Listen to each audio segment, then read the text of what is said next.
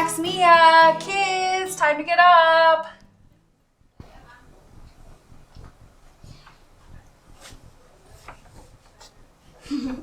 I'm gonna brush my teeth first. Good morning. No, I'm gonna brush my teeth first.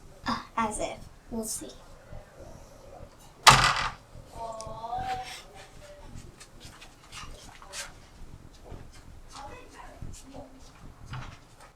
Mom, have you seen my toothbrush?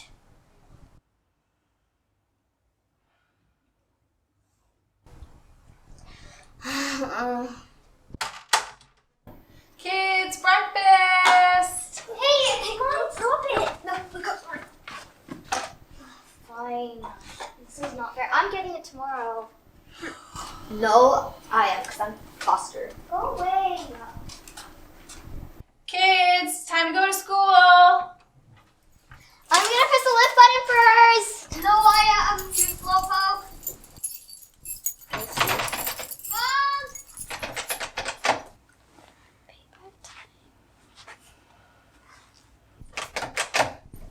Hello? Kids, oh my gosh, we love them, but wow, do they drive us crazy sometimes.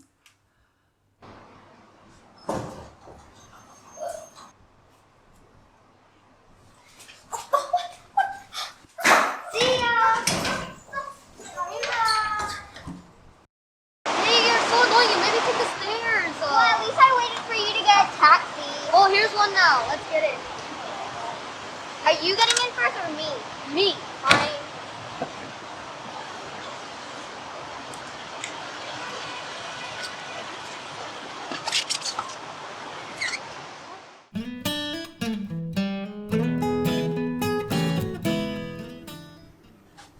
Hi, Mom.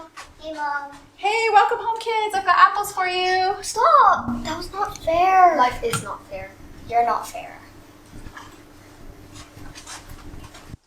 Kids, time to practice the piano. The other one can do your homework.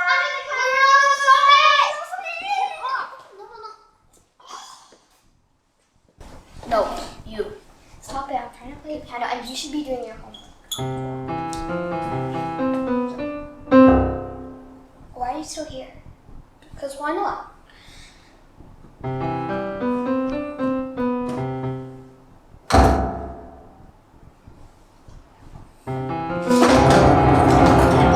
Oh, what is going on, you guys? Break it up. What is happening? I was playing the piano and then he was listening. Okay, enough. I think we need to take a break, But go sit down at the couch, and read something that happened thousands of years ago. Okay? Up. To the couch. Fine. Why? Being a parent, we really need to show love and patience and grace to our children. Kids, come sit down. My side. My side. Get off me. It's not fair. You. Oh my gosh, that is enough. Max, here. Mia, here. Cut it out. What? I so wasn't angry. Okay, guys, I want us to read from the Bible from Mark 10:32 through 45. Out loud. Okay. Wait, stop. Why are you doing that? I'm reading it first. Good grief. Okay, stop. Mia, you will read Mark 10:32 through 34, and Max, you will read 35 through 41, and I will read 42 through 45, okay? Okay. All right. Oh, go, Mia. They were on their way to Jerusalem. Jesus was leading the way. The disciples were amazed. Those who followed were afraid.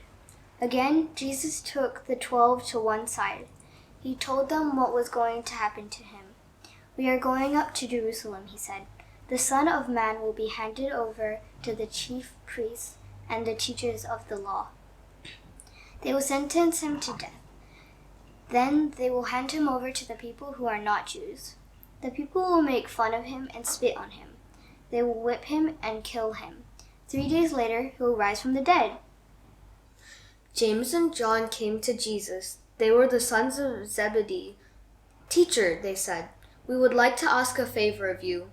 What do you want me to do for you?" he asked. They replied, "Let one of us sit at your right hand in your glorious kingdom. Let the other one sit at your left hand." "You don't know what you're asking for," Jesus said. "Can you drink the cup of suffering I drink? Or can you go through the baptism of suffering I must go through?" "We can," they answered.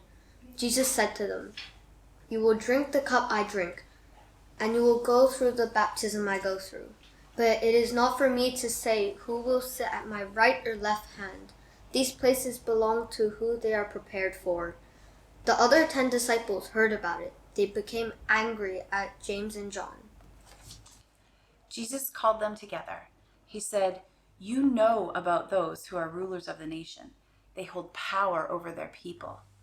Their high officials order them around. Don't be like that.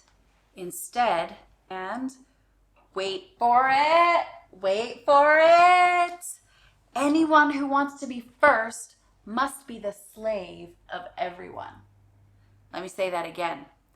Anyone who wants to be first must be the slave of everyone. Even the Son of Man did not come to be served. Instead, he came to serve others. He came to give his life as the price for setting many people free.